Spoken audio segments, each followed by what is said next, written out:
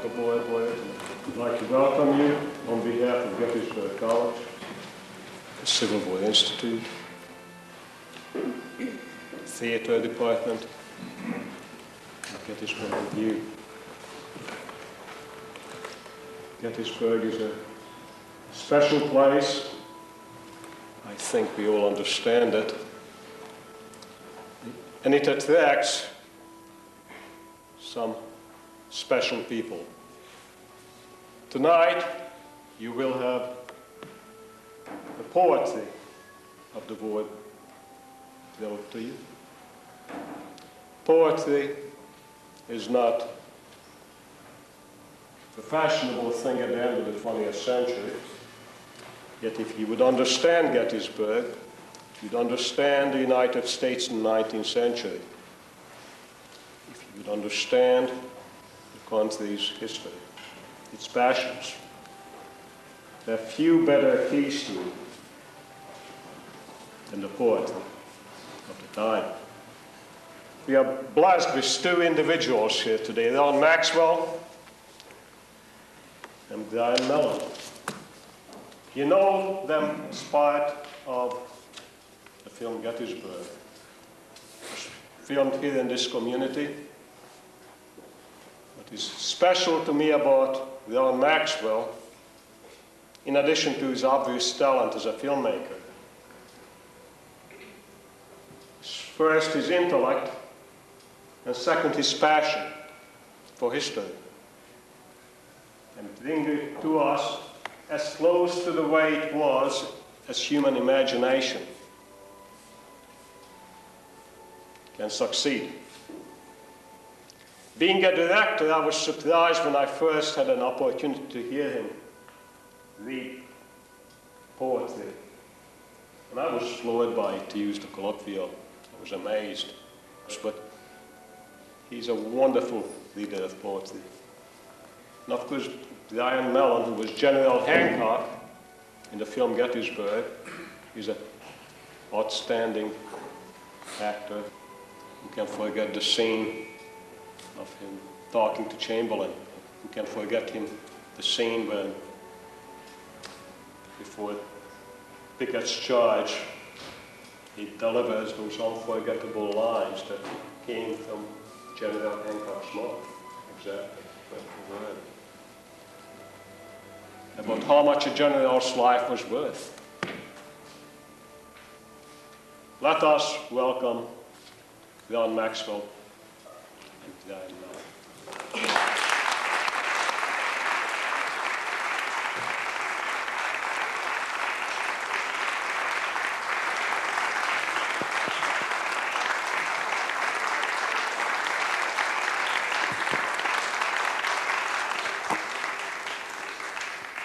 I just want to make a brief introductory remark, if I may. I think it was 80 or 81, a British company, it might have been the RSC, came to New York and did a show, Nicholas Nickleby, based on the, of course, Charles Dickens novel. And when you bought the ticket, you had to commit yourself to either an entire day, a matinee, an evening, or 2 evenings. It was about 9 or 10 hours, the whole experience. And we thought, well, how on earth are we going to sustain this? And at the beginning of the performance, the actors came up and they said, you know, we're going to make an effort, but you have to make an effort. And because it's a kind of a great challenge. And about 2 or 3 hours into it, somewhere around there, I thought, I'm really enjoying this. And the day I thought all at once, it was over too soon. And I was reminded that we're not bored and listless and frustrated and tired because things are too long, but because they're too shallow. And what we have tonight, what we're sharing with you, is some extraordinary stuff. So I have to put the same challenge to you. Please stay with us. And at some point, I think you'll find it worthwhile. Thanks for coming.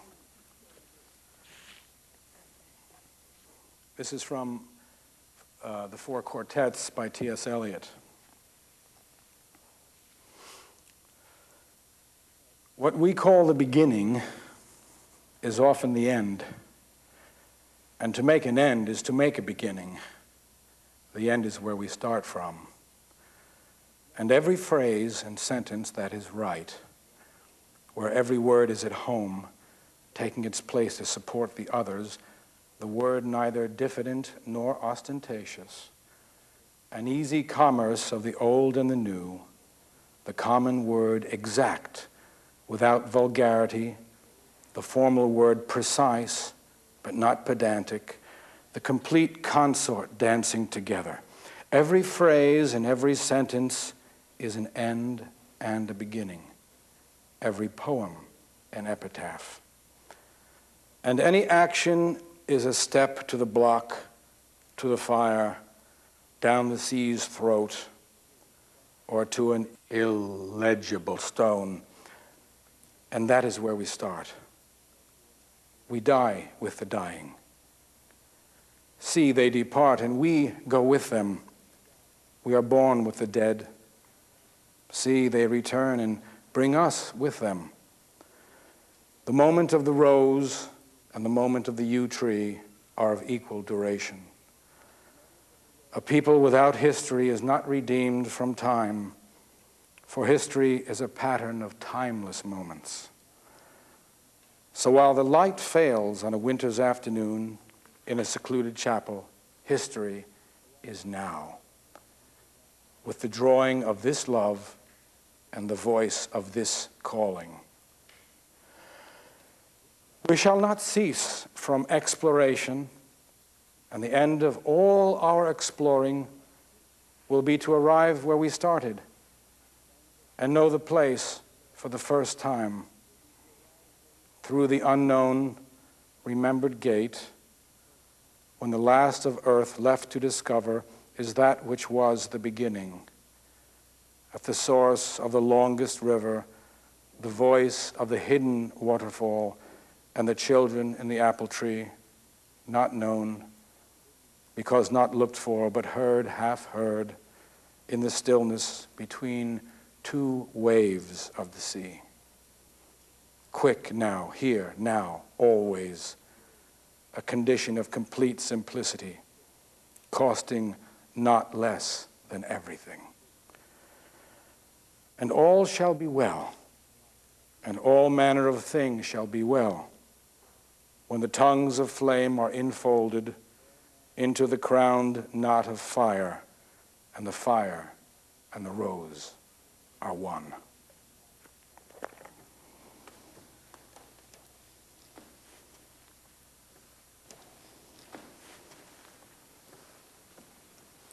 Keenan's Charge by George Parsons Lathrop. The sun had set, the leaves with dew were wet. Down fell a bloody dusk on the woods that 2nd of May, where Stonewall's corps like a beast of prey tore through with angry tusk. They trapped us, boys. From our flanks came a voice, then a rush of steel and smoke. On came the rebels charging straight, eager as love and wild as hate, till our line reeled and broke. Broke and fled. Not one stayed but the dead, with curses, shrieks, and cries. Horses and wagons and men tumbled back through the shuddering glen, and above us the fading skies.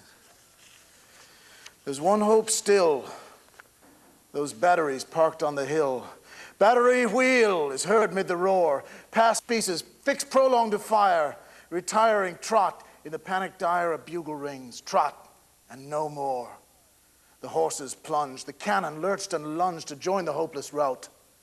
But suddenly, there rode a form, calm before the human storm, with a stern commanding shout. Align those guns! We knew the voice was Pleasanton's. The cannoneers bent to obey. They worked with a will at his word, and the black guns moved as if they had heard. But the dread delay. To wait is a crime. God, for 10 minutes' time. The general looked around. There sat Keenan like a stone, with his 300 horse alone, less shaken than the ground. Major, your men? Our soldiers, General. Then charge, Major, do your best. Hold the enemy back at all costs till my guns are in place, else the army is lost. It's your life to save the rest. By the shrouded gleam of the western skies, Keenan looked into Pleasanton's eyes for an instant, clear, calm, and still. And then with a smile he said, I will. Cavalry, charge! Not a man of them shrank. Their sharp, full cheer from rank to rank rose joyously. With a willing breath, rose like a greeting hail to death. Then forward they sprang and spurred and clashed, officers shouting, crimson sashed. The men rode well, each brave as his fellow, with his faded coat of blue and yellow. And above in the air, with an instinct true, like a bird of war, their pennon flew. With a clank of scabbards and the thunder of steeds and blades that shone like sunlit reeds, their strong brown faces bravely pale, for fear their proud attempt should fail. 300 Pennsylvanians close on twice 10,000 gallant foes. Line after line the troopers came to the edge of the wood that was ringed with flame, rode in and sabered and shot and fell. Nor came back one his wounds to tell. And full in their midst rose Keenan tall, in the gloom like a martyr awaiting his fall, while the circle's thrust of his saber swung light round his head like a halo hung. Line after line, our whole platoons struck dead in their saddles, of brave dragoons, by their maddened horses borne into the vortex to be trampled and torn. So Keenan fought with his men at his side. Onward they rode, till there were none left to ride. Over them now they lie shattered and mute. What deep echo rolls? 'Tis a death salute from the cannon in place. For heroes you braved, your fate not in vain, the army was saved. Over them now, year following year, over the graves the pine cones fall, and the whippoorwill chants his spectre call. But they stir not, they raise no cheer. They're gone, but their glory shall never cease, or their light be quenched by the light of peace. No, the rush of their charge is resounding still, that saved the army at Chancellorsville.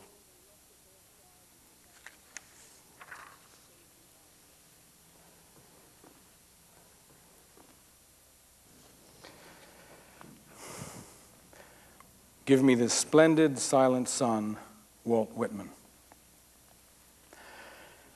Give me the splendid, silent sun with all his beams full dazzling.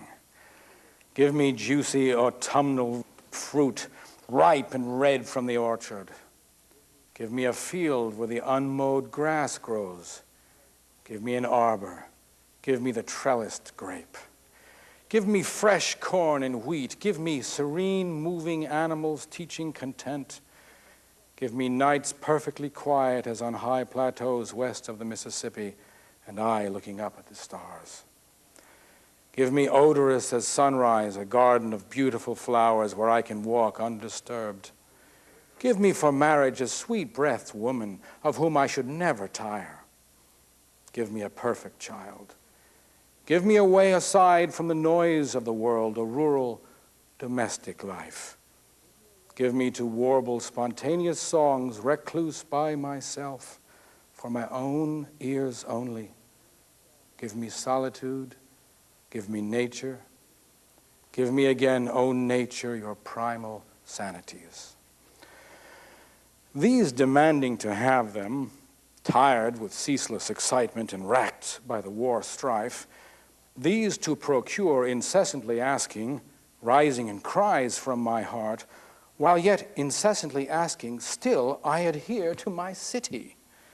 Day upon day and year upon year, O city, walking your streets, where you hold me enchained a certain time, refusing to give me up, yet giving to make me glutted. Enriched of soul, you give me forever faces. Oh, I see what I sought to escape, confronting, reversing my cries. I see my own soul trampling down what it asked for. Keep your splendid silent sun. Keep your woods, O nature, and the quiet places by the woods. Keep your fields of clover and timothy, and your cornfields and orchards. Keep the blossoming buckwheat fields where the 9th month bees hum. Give me faces and streets.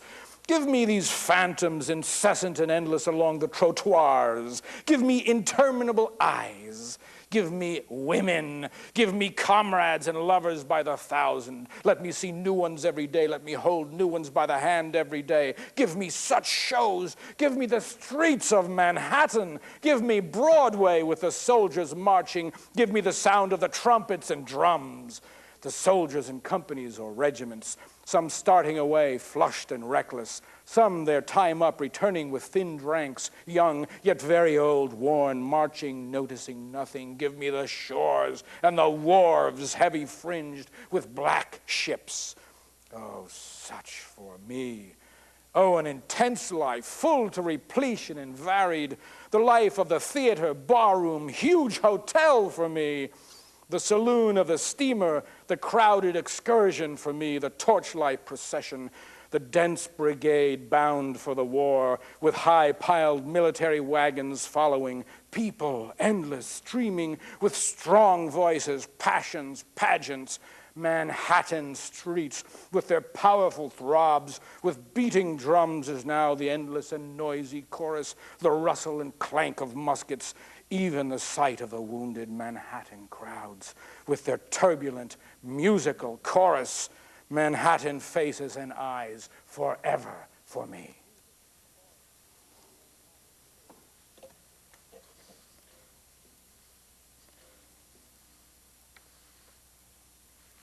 A Georgia Volunteer by Mary Ashley Townsend.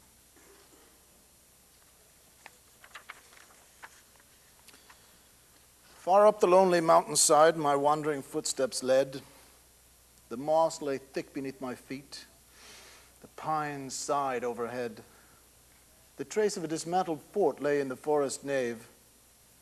And in the shadow, by my path, I saw a soldier's grave. The bramble wrestled with the weed upon the lowly mound. The simple headboard, rudely writ, had rotted to the ground. I raised it with a reverent hand, from dust its words to clear, but time had blotted all but these, a Georgia volunteer. I saw the toad and scaly snake from tangled covert start and hide themselves among the weeds above the dead man's heart. But undisturbed, in sleep profound, unheeding there he lay, his coffin but the mountain soil, his shroud Confederate gray. I heard the Shenandoah roll along the vale below. I saw the Alleghenies rise toward the realms of snow.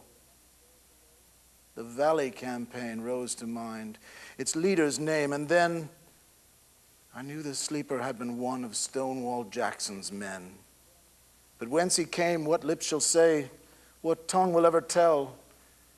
What desolated hearts and hearts have been because he fell? What sad-eyed maiden braids her hair which he held dear, a lock of which perhaps lies with the Georgia volunteer?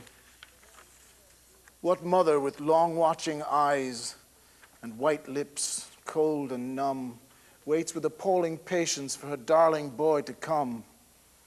Her boy, whose mountain grave swells up but one of many a scar cut in the face of this fair land by gory-handed war.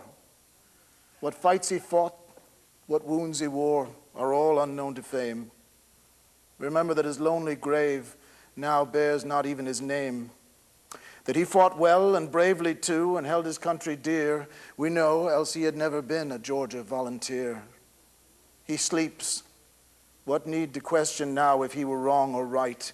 He knows ere this which cause was just in God the Father's sight. He wields no warlike weapons now, returns no foeman's thrust.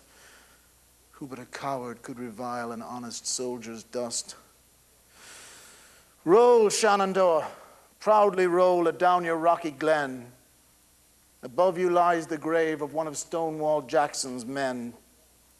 Beneath the cedar and the pine, in solitude austere, unknown, unnamed, forgotten, lies a Georgia volunteer.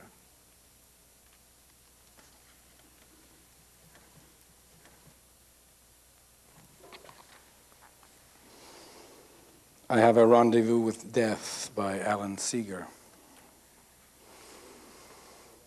I have a rendezvous with death at some disputed barricade.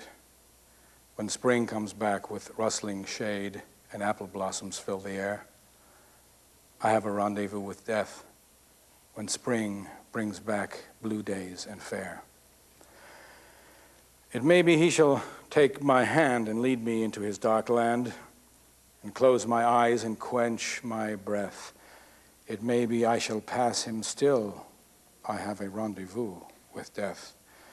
On some scarred slope of battered hill, when spring comes round again this year, and the first meadow flowers appear, God knows 'twere better to be deep pillowed in silk and scented down, where love throbs out in blissful sleep, pulse nigh to pulse and breath to breath, where hushed awakenings are dear. But I've a rendezvous with death at midnight in some flaming town, when spring trips north again this year, and I to my pledged word am true. I shall not fail that rendezvous.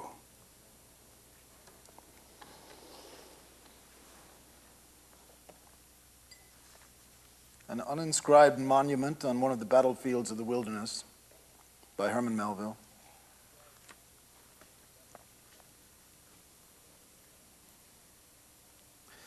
Silence and solitude may hint, whose home is in yon piney wood, what I, though tableted, could never tell. The din which here befell, the striving of the multitude, the iron cones and spheres of death set round me in their rust, these too, if just, shall speak with more than animated breath. Thou who beholdest, if thy thought, not narrowed down to personal cheer, take in the import of the quiet here, the after quiet, the calm full fraught, thou too wilt silent stand, silent as I, and lonesome as the land.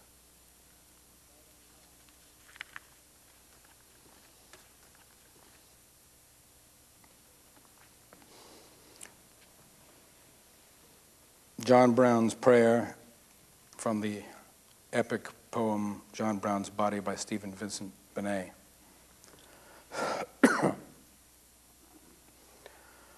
Omnipotent and steadfast God, who in thy mercy hath upheaved in me Jehovah's rod and his chastising wrath.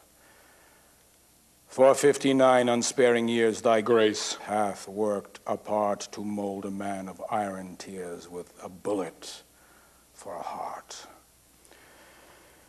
Yet since this body may be weak with all it has to bear, once more before thy thunders speak, Almighty, hear my prayer. I saw thee when thou did display the black man and his lord, to bid me free the one and slay the other with the sword. I heard thee when thou bade me spurn destruction from my hand, and though all Kansas bleed and burn, it was at thy command. I hear the rolling of the wheels, the chariots of war. I hear the breaking of the seals and the opening of the door. The glorious beasts with many eyes exult before the crown. The buried saints arise like incense from the ground. Before them march the martyr kings, in bloody sunsets dressed. Oh, Kansas, bleeding Kansas, you will not let me rest. I hear your sighing corn again. I smell your prairie sky, and I remember 5 dead men by Potawatomi. Lord God, it was a work of thine, and how might I refrain? But Kansas, bleeding Kansas, I hear her in her pain. Her corn is rustling in the ground, an arrow in my flesh, and all night long I staunch a wound that ever bleeds afresh. Get up, my hardy sons. From this time forth we are no longer men, but pikes and guns in God's advancing war. And if we live, we free the slave, and if we die, we die. but God has digged his saints a grave beyond the western sky. Oh, fairer than the bugle call, its walls of jasper shine. And Joshua's sword is on the wall with space beside for mine. And should the Philistine defend his strength against our blows, the God who doth not spare his friend will not forget his foes.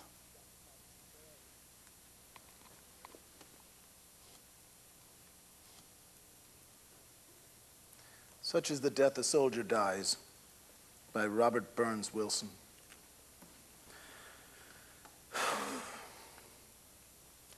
Such is the death a soldier dies. He falls, the column speeds away. Upon the dabbled grass he lies, his brave heart following still the fray.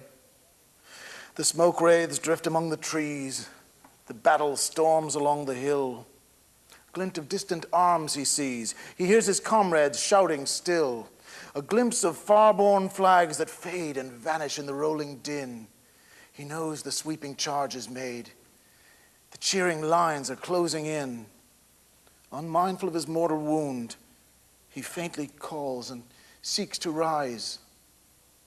But weakness drags him to the ground. Such is the death a soldier dies.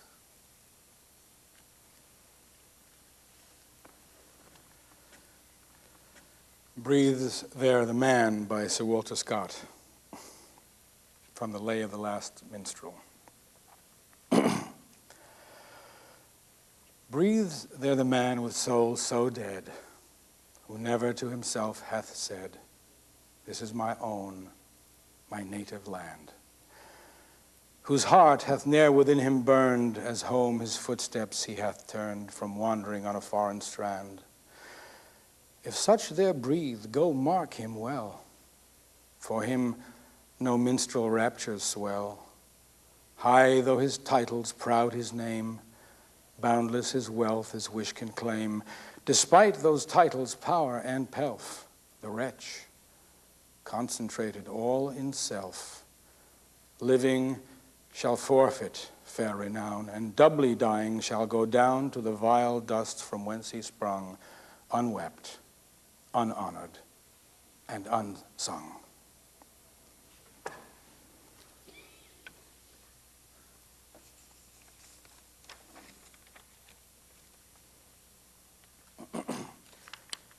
The congressman came out to see Bull Run from John Brown's Body by Stephen Vincent Benet. The congressman came out to see Bull Run. The congressmen who like free shows and spectacles. They brought their wives and carriages along. They brought their speeches and their picnic lunch, their black constituent hats and their devotion. Some even brought a little whiskey too. A little whiskey is a comforting thing for congressmen in the sun and the heat of the sun. The bearded congressmen with their orators' mouths, the fine, clean-shaved Websterian congressmen, come out to see the gladiators show like Iliad gods, wrapped in the sacred cloud of Florida water, wisdom and bay rum, of free cigars, democracy and votes that lend such portliness to congressmen. The gates fly wide. The bronze troop marches out into the stripped and deadly circus ring. Ave Caesar! The cry goes up and shakes the purple awning over Caesar's seat.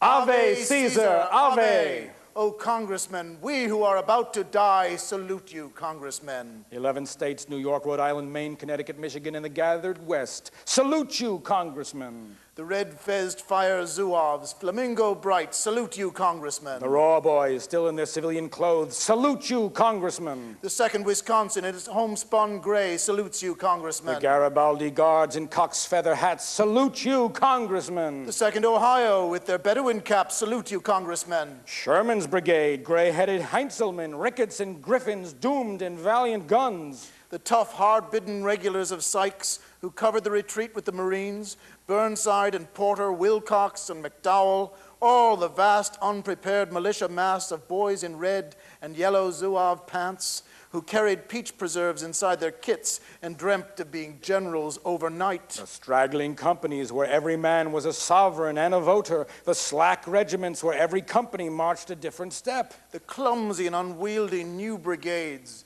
not yet distempered into battle worms. The whole huge innocent army ready to fight, but only half taught in the tricks of fighting, ready to die like picture postcard boys, while fighting still had banners and a sword, and just as ready to run in blind mob panic, salutes you with a vast and thunderous cry.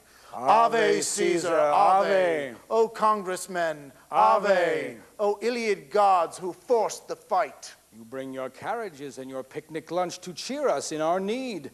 You come with speeches. Your togas smell of heroism and bay rum. You are the people and the voice of the people. And when the fight is done, your carriages will bear you safely through the steaming rout of broken troops throwing their guns away. You come to see the gladiators show, but from a high place, as befits the wise. You will not see the long windrows of men strewn like dead pears before the Henry House, or the stone wall of Jackson breathe its parched, devouring breath upon the failing charge. Ave Caesar, Ave, O congressmen. Cigar smoke wraps you in a godlike cloud. And if you are not to depart from us as easily and divinely as you came, it hardly matters. Fighting Joe Hooker once said, with that tart and unbridled tongue of his that made so many needless enemies, "Whoever saw a dead cavalryman?" The phrase stings with a needle sharpness, just or not, but even he was never heard to say, "Whoever saw a dead congressman?" And yet he was a man with a sharp tongue.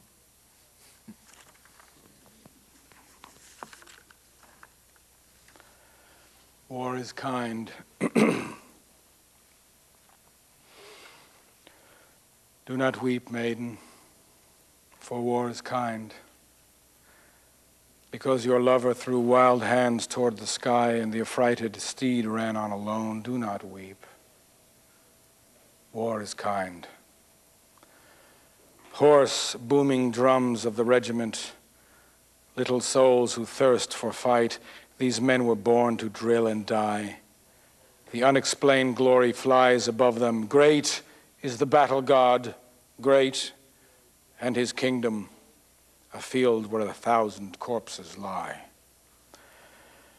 Do not weep, babe, for war is kind. Because your father tumbled in the yellow trenches, raged at his breast, gulped and died, do not weep. War is kind. Swift, blazing flag of the regiment, eagle with crest of red and gold, these men were born to drill and die. Point for them the virtue of slaughter. Make plain to them the excellence of killing and a field where 1,000 corpses lie. Mother, whose heart hung humble as a button on the bright, splendid shroud of your son, do not weep. War is kind.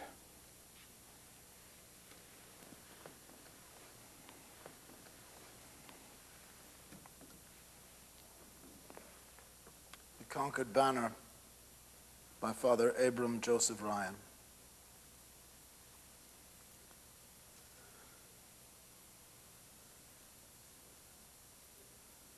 Furl that banner, for 'tis weary. Round its staff 'tis drooping, dreary. Furl it, fold it, it is best. For there's not a man to wave it, and there's not a sword to save it, and there's not one left to lave it in the blood which heroes gave it. And its foes now scorn and brave it. Furl it, hide it, let it rest. Take that banner down, 'tis tattered. Broken is its staff and shattered, and the valiant hosts are scattered over whom it floated high. Oh, 'tis hard for us to fold it, hard to think there's none to hold it, hard that those who once unrolled it now must furl it with a sigh. Furl that banner, furl it sadly, Once 10,000s hailed it gladly, and 10,000s wildly, madly swore it should forever wave. Swore no foeman's sword should ever hearts like theirs entwined dissever, and that flag should float forever, or their freedom, or their grave. Furl it for the hands that grasped it, and the hearts that dearly clasped it, cold and dead are lying low. And that banner, it is trailing, while around it sounds the wailing of its people in their woe. For though conquered, they adore it, love the cold, dead hands that bore it, weep for those who fell before it, pardon those who trailed and tore it. But oh, wildly they deplore it now, who furl and fold it so. Furl that banner. True, 'tis gory, yet 'tis wreathed around with glory, and 'twill live in song and story, though its folds are in the dust. For its fame on brightest pages, penned by poets and by sages, shall go sounding down the ages. Furl its folds, though now we must. Furl that banner. Sadly, slowly, treat it gently, it is holy, for it droops above the dead. Touch it not, unfold it never, let it droop there furled forever. Let it droop there furled forever, for its people's hopes are fled.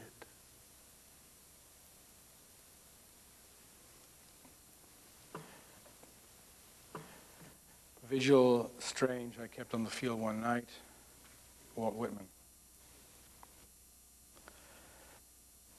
Vigil strange I kept on the field one night, when you, my son, and my comrade dropped at my side that day. One look I but gave, which your dear eyes returned with a look I shall never forget. One touch of your hand to mine, oh boy, reached up as you lay on the ground.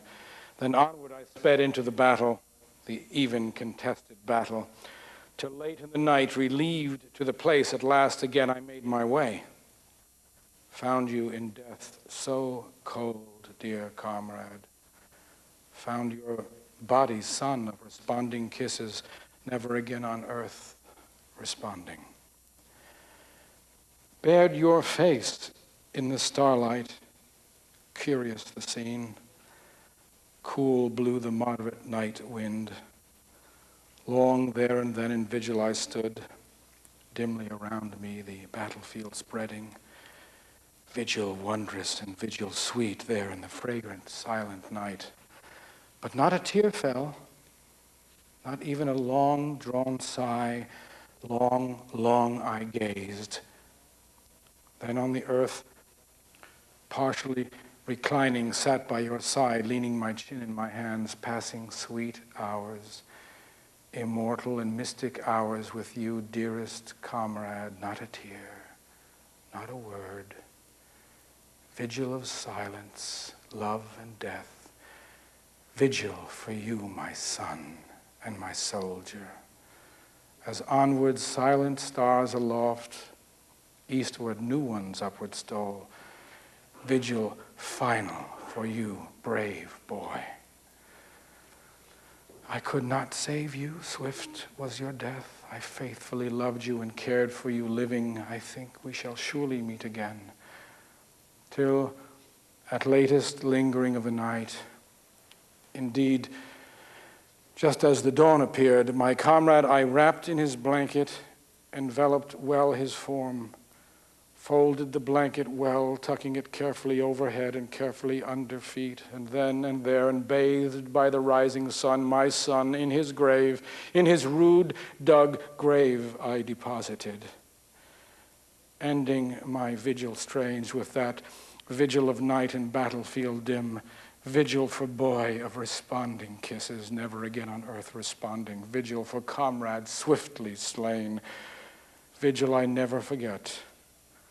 How as day brightened I rose from the chill ground and folded my soldier well in his blanket and buried him where he fell.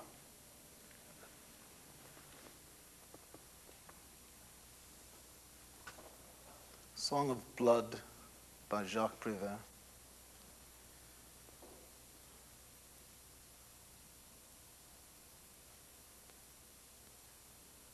There are great puddles of blood on the world. Where's it going, all this spilled blood? Is it the earth that drinks it and gets drunk? Funny kind of drunkography then, so wise, so monotonous.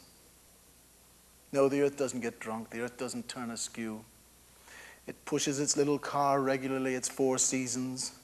Rain, snow, hail, fair weather. Never is it drunk. It's with difficulty it permits itself from time to time an unhappy little volcano. It turns the earth. It turns with its trees, its gardens, its houses. It turns with its great pools of blood. And all living things turn with it and bleed. It doesn't give a damn, the earth. It turns, and all living things send up a howl. It doesn't give a damn. It turns. It doesn't stop turning, and the blood doesn't stop flowing. Where's it going? All this spilled blood. Murder's blood, war's blood, misery's blood. The blood of men whose heads bleed in padded cells. The blood of men tortured in prisons. The blood of children calmly tortured by their papa and their mama. The roofer's blood when he slips and falls from the roof. And the blood that comes and flows with a newborn, with a new baby.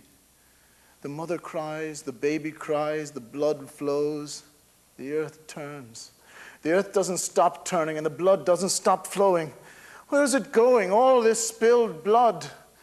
Blood of the blackjacked, of the humiliated, of suicides, of firing squad victims, of the condemned, and the blood of those that die just like that in the streets. A living being goes by with all his blood inside. Suddenly there he is dead, and all his blood outside. And other living beings make the blood disappear. They carry the body away. But it's stubborn, the blood. And there, much later, all black, a little blood still stretches. Coagulated blood. Life's rust, body's rust. Blood curdled like milk when it turns like the earth that turns with its milk, with its cows, with its living, with its dead, the earth that turns with its trees, with its living beings, with its houses, the earth that turns with its marriages, burials, shells, regiments, the earth that turns and turns and turns with its great pools of blood.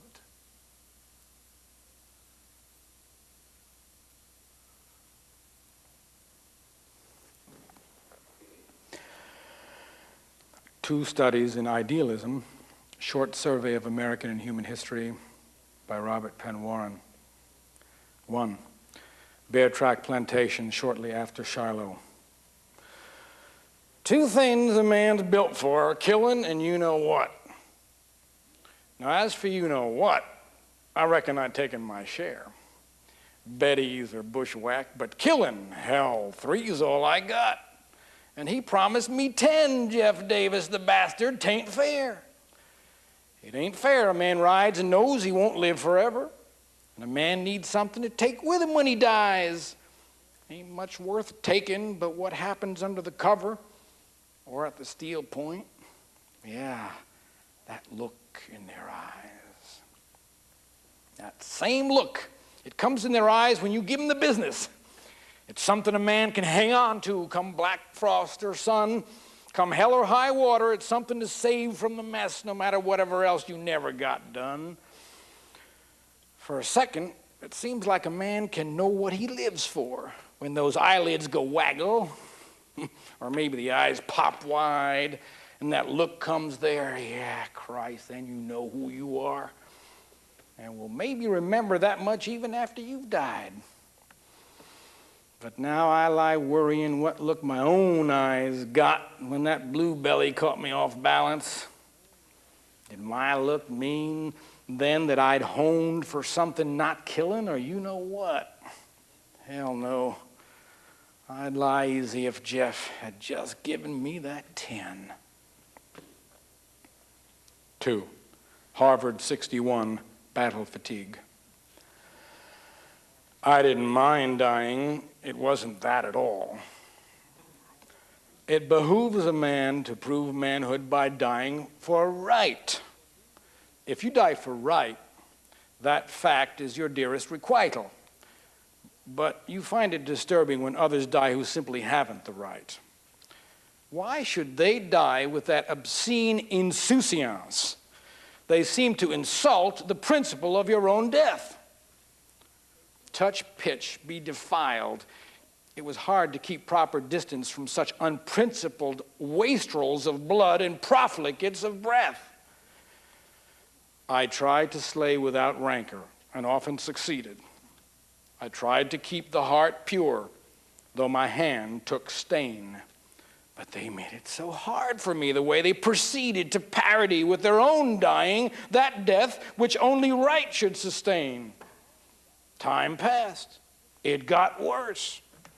It seemed like a plot against me. I said they had made their own evil bed and lay on it. But they grinned in the dark. They grinned.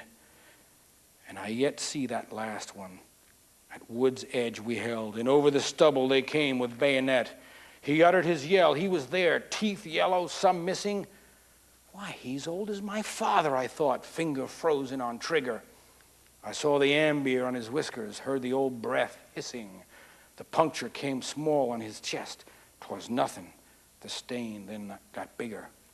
And he said, "Why, son, you done it. I figured I'd scared you." Said, "Son, you look puke pale. Buck up. If it hadn't been you, some other young squirt would have done it." I stood, and weirdly, the tumult of battle went soundless like a gesture in a dream, and I was dead too.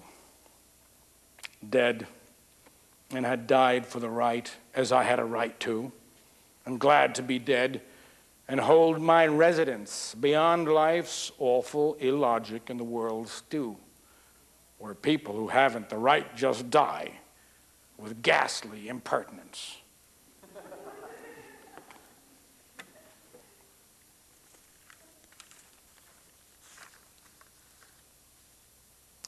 Beat, Beat Drums by Walt Whitman. Beat, beat drums. Blow, bugles, blow. Through the windows, through doors, burst like a ruthless force into the solemn church and scatter the congregation into the school where the scholar is studying. Leave not the bridegroom quiet. No happiness must he have now with his bride, nor the peaceful farmer any peace, plowing his field or gathering his grain. So fierce you whir and pound, you drums, so shrill you bugles blow. Beat, beat drums, blow bugles, blow, over the traffic of cities, over the rumble of wheels in the streets. Are beds prepared for sleepers at night in the houses? No sleepers must sleep in those beds. No bargainers bargains by day. No brokers or speculators. Would they continue? Would the talkers be talking? Would the singer attempt to sing? Would the lawyer rise in the court to state his case before the judge? Then rattle quicker, heavier drums. You bugles wilder blow. Beat, beat drums, blow bugles, blow. Make no parley, stop for no expostulation. Mind not the timid, mind not the weeper or the prayer. Mind not the old man beseeching the young man. Let not the child's voice be heard, nor the mother's entreaties. Make even the trestles to shake the dead where they lie awaiting the hearses. So strong you thump, O terrible drums, so loud you bugles blow.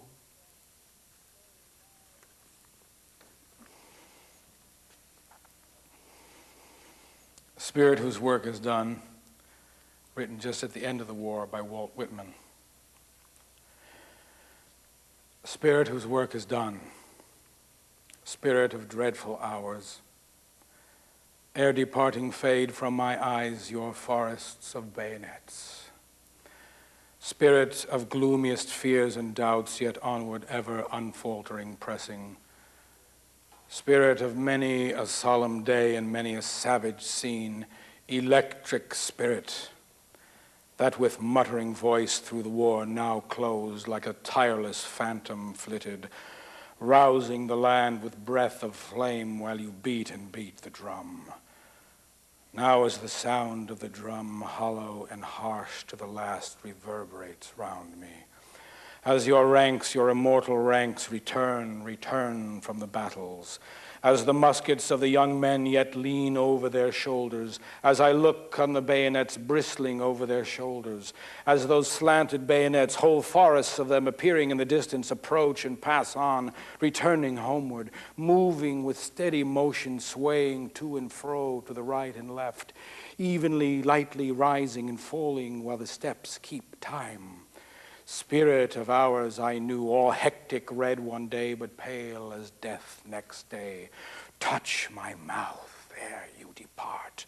Press my lips close. Leave me your pulses of rage. Bequeath them to me. Fill me with currents convulsive. Let them scorch and blister out of my chance when you are gone.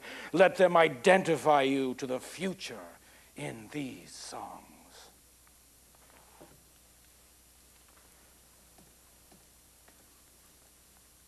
To the South by Maurice Thompson. O subtle, musky, slumbrous clime, O swart, hot land of pine and palm, of fig, peach, guava, orange, lime, and terebinth and tropic balm, land where our Washington was born, when truth in hearts of gold was worn, mother of Marion, Moultrie, Lee, widow of fallen chivalry. No longer sadly look behind, but turn and face the morning wind, and feel sweet comfort in the thought.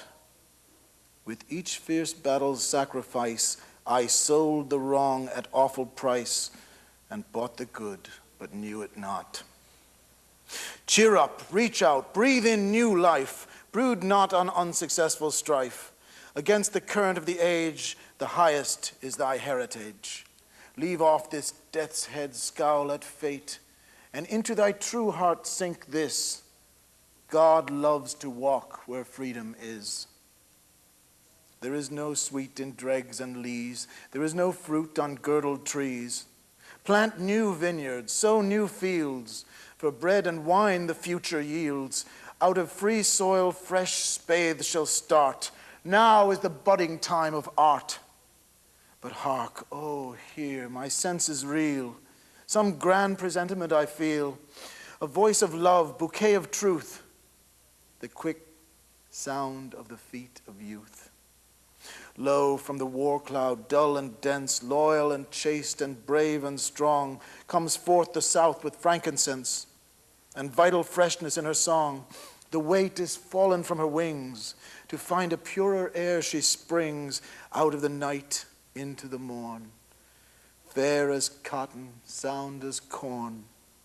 Hold, shall a Northman, fierce and grim, with hoary beard and boreal vim, thus fling, with some bleak waste of ice, frost crystals of unsought advice, to those who dwell by Coosa's stream, or on dark hummocks plant the cane, beside the lovely Pontchartrain, or in gay sailboats drift and dream, where Caribbean breezes stray on Pensacola's drowsy bay? Not so. I am a Southerner. I love the South. I dared for her to fight from lookout to the sea, with her proud banner over me. But from my lips thanksgiving broke, as God in battle thunder spoke, and that black idol, breeding drought and dearth of human sympathy throughout the sweet and sensuous South, was in its chains and human yoke blown hellward from the cannon's mouth, while freedom cheered behind the smoke.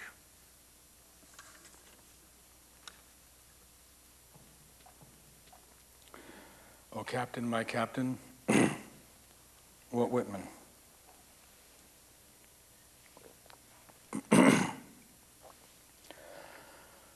Oh, Captain, my Captain, our fearful trip is done.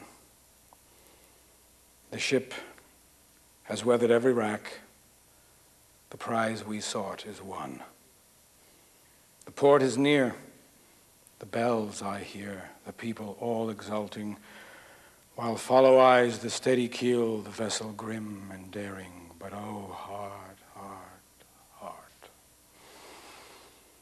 Oh, the bleeding drops of red where on the deck my captain lies, fallen cold and dead. Oh, captain, my captain, rise up and hear the bells. Rise up, for you the flag is flung, for you the bugle trills. For you bouquets and ribboned wreaths, for you the shores are crowding, for you they call the swaying mast, their eager faces turning. Here, captain, dear father, this arm beneath your head. It is some dream that on the deck you've fallen cold and dead. My captain does not answer. His lips are pale and still. My father does not feel my arm. He has no pulse, nor will. The ship is anchored safe and sound. Its voyage closed and done. From fearful trip, the victor ship comes in with object won. Exult, O shores, and ring, O bells. But I, with mournful tread, walk the deck my captain lies, fallen cold and dead.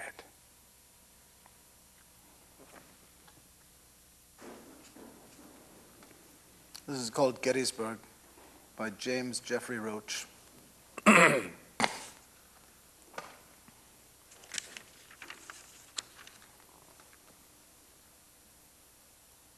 There was no union in the land, though wise men labored long with links of clay and ropes of sand to bind the right and wrong. There was no temper in the blade that once could cleave a chain. Its edge was dulled with touch of trade and clogged with rust of gain. The sand and clay must shrink away before the lava tide.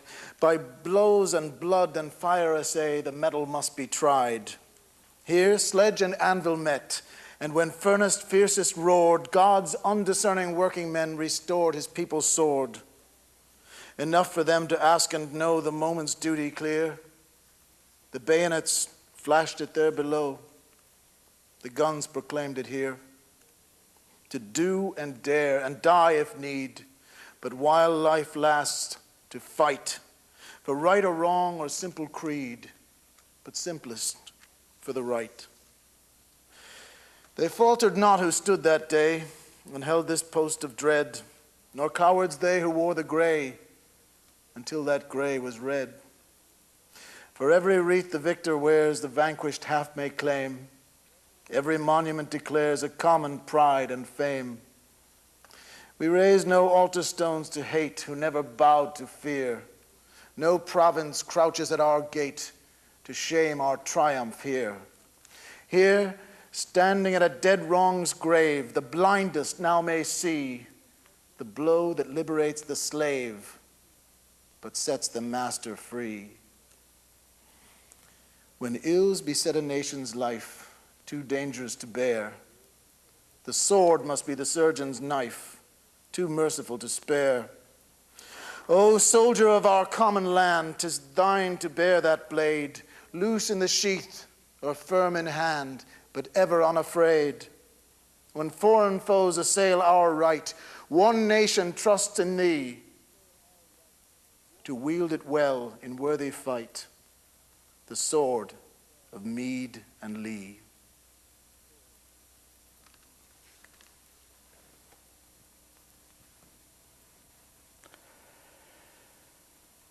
From Four Quartets by T.S. Eliot. Home is where one starts from. As we grow older, the world becomes stranger, the pattern more complicated of dead and living. Not the intense moment isolated with no before and after, but a lifetime burning in every moment. And not the lifetime of one man only, but of old stones that cannot be deciphered. There is a time for the evening under starlight, a time for the evening under lamplight, the evening with the photograph album. Love is most nearly itself when here and now cease to matter. Old men ought to be explorers. Here and there does not matter.